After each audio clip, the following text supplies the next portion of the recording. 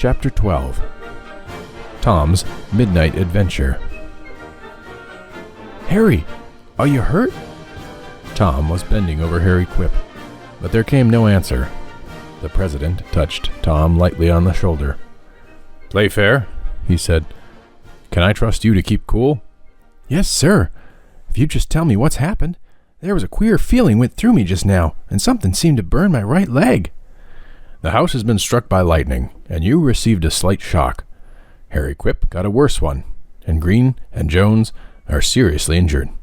You and Pitch might remove Harry to the bed over there, but don't tell him when he comes to what's happened to the others, and be sure not to show him a long face, or you'll frighten him."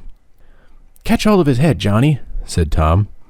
With tender care they conveyed poor Harry to the nearest bed, while the president, still cherishing a faint hope in his heart, eagerly sought to discover some signs of life in Green and Jones.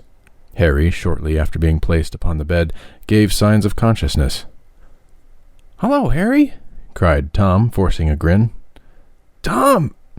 Harry gave a gasp. "Yes, it's me, and you're all right, old boy." What happened?" "An electric machine got loose or something," replied our ingenious hero. "It spilled itself on top of us. They let you have it at fairs for 5 cents a head." But even this comic view of the situation failed to win a smile from Harry. "Where's my leg?" he gasped. "Both your legs are screwed on in the right place." "No, my right leg's gone." Tom caught the right leg and lifted it into full view. "How does that strike you?" "But I don't feel it." "Well, catch hold of it. Then it won't come off. You gave me an awful kick with it just a moment ago." "I'm choking," continued Harry. "If you were, you couldn't talk." "But I can't swallow. Oh!" And Harry looked more and more frightened. "Who the mischief asked you to swallow? It isn't breakfast time yet, and there's nothing to eat round here anyhow." The infirmarian, who had entered at the beginning of this conversation, and who, having satisfied himself that Green and Jones were dead, had now come to Harry's side, and here broke in. "Playfair, we want the doctor at once. Run downstairs to the room on the next floor where the brothers are asleep. They're dressing now to come up here and lend us help. Take the first one you meet, or the one that's nearest dressed, and tell him to hurry off after the doctor. We want him for Harry Quip." Waiting for no second bidding, Tom, followed by Pitch, hurried from the dormitory. Luckily they met a brother who was coming up the stairs, and as the house clock struck 12, Tom delivered his message. "I'll have the doctor here within half an hour," said the brother, turning about at once. "I'm coming along, Brother George." "No, you'd better go to sleep." "I couldn't sleep now, brother. Please take me."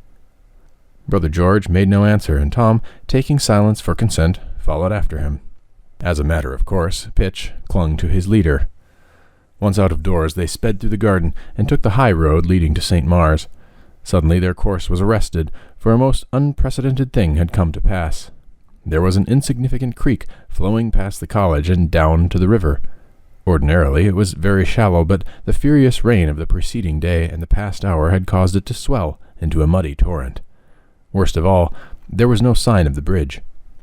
"The bridge has been swept away!" cried Tom.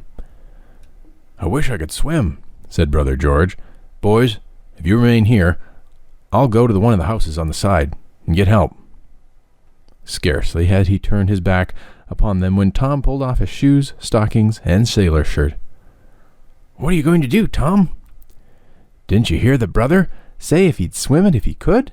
I can swim that far." "Oh, but it's an awful current. You'll be carried down to the river."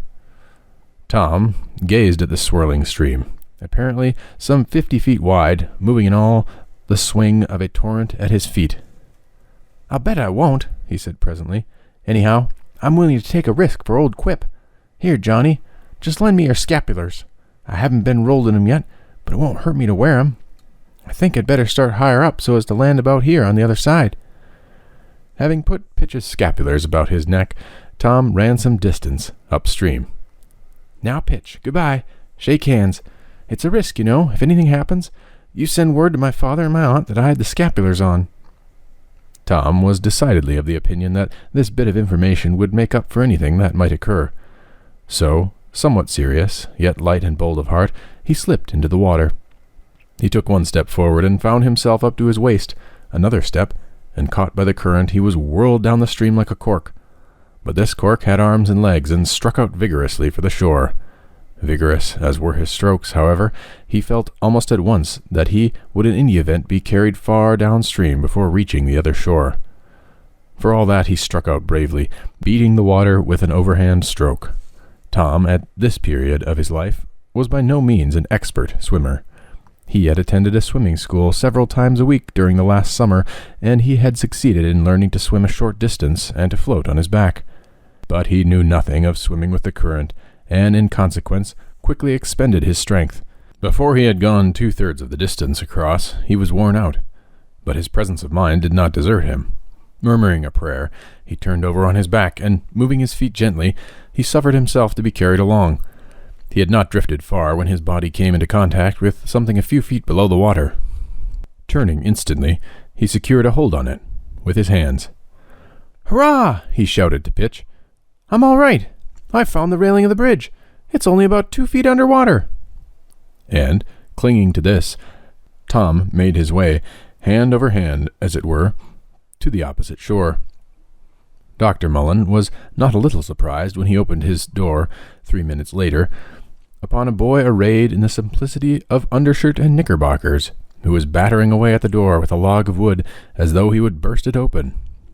"Oh, doctor, our college has been struck by lightning. 3 fellows are badly hurt, and you're wanted there right off."